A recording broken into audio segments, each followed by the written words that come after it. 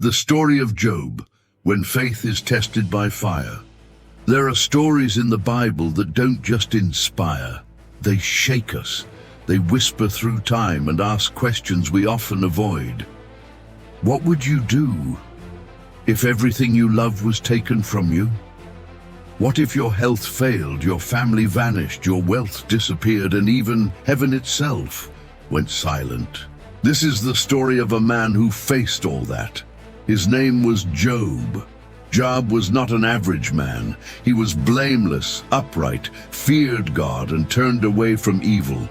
He was respected by men and favored by God, and yet his world would be shattered, not because he failed, but because he was faithful. Far beyond the skies, in a realm we cannot see, the heavenly court gathered before the throne of God, and among the sons of God came the accuser. God asked, "Where have you come from?"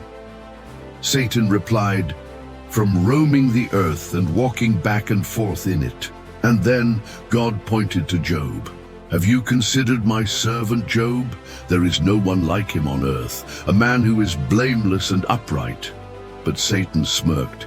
"Does Job fear you for nothing? Haven't you put a hedge around him, his household, and everything he has?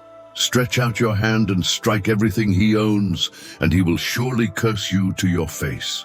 And God allowed it, not because he hated Job, but because he trusted him. The permission was given, but with one limit: do not lay a finger on his life. Then the storm began. In a single day, devastation fell like thunder. A servant ran to Job with trembling breath. "The Sabaeans attacked and stole your oxen and donkeys." The servants were killed. Before that one finished speaking, another arrived. Fire fell from heaven and burned the sheep and the servants. Then a third. The Chaldeans raided and stole the camels. More servants slain. Then came the final blow. Your sons and daughters were feasting in the oldest brother's house. A mighty wind struck the four corners of the house. It collapsed. They are all gone. Job stood in silence, tore his robe, shaved his head, fell to the ground, and worshipped. He said, "Naked I came from my mother's womb, and naked I will return. The Lord gave, and the Lord has taken away.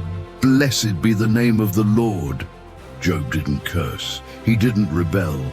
He held on, even when everything was gone, but Satan wasn't done. Once again the court gathered, and once again the accuser returned. "Skin for skin," he hissed. "A man will give all he has for his own life.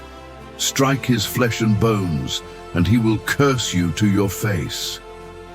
God allowed it, but again set a limit: spare his life. Then came the pain.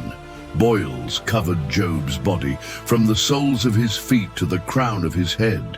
He sat in ashes, scraping his skin with broken pottery. Alone, broken, disfigured.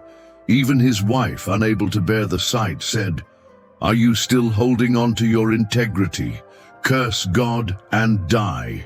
But Job whispered back, "You speak like a foolish woman. Shall we accept good from God and not trouble?" Even in agony, Job did not sin with his lips. And yet, silence. God said nothing. That silence is what breaks many, but not Job. 3 friends came, Eliphaz, Bildad, and Zophar. When they saw him, they wept aloud. They tore their robes, sprinkled dust on their heads, and sat beside him for 7 days and nights. Not a word was spoken, for they saw his suffering was great. But when they finally spoke, they did not comfort. They accused. "Surely you have sinned," they said. "God would not allow this if you were righteous." And Job, wounded, confused, trembling, defended himself. He cried out to God, "Why was I born? Why am I still alive? Where are you, Lord?" His words were raw, broken, honest. He never claimed perfection, but he knew his heart. Even in doubt, He did not turn away, even in darkness. He waited.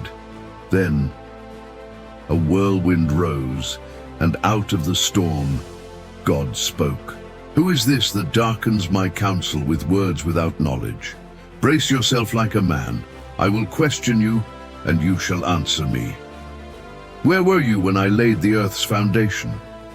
Can you bind the chains of the Pleiades? Do you give the horse its strength? Does the hawk take flight by your wisdom? God didn't explain the suffering. He revealed his greatness. He didn't justify his actions. He magnified his presence. And that was enough.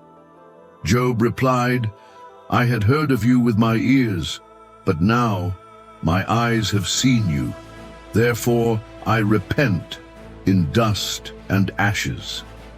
Then came restoration. God rebuked Job's friends for speaking wrongly, and after Job prayed for them, everything changed.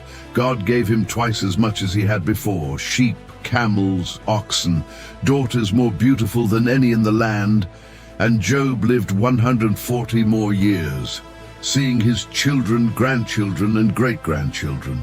But more than wealth, Job received something greater, a revelation. He had seen the face of pain, and yet he had tasted the presence of God.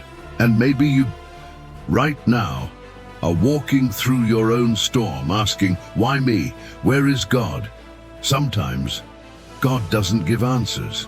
He gives himself, and that is enough. If this story touched your heart, subscribe to Pearls of Wisdom and share this with someone who's walking through the fire. They may not need answers. They may just need to know that they're not alone.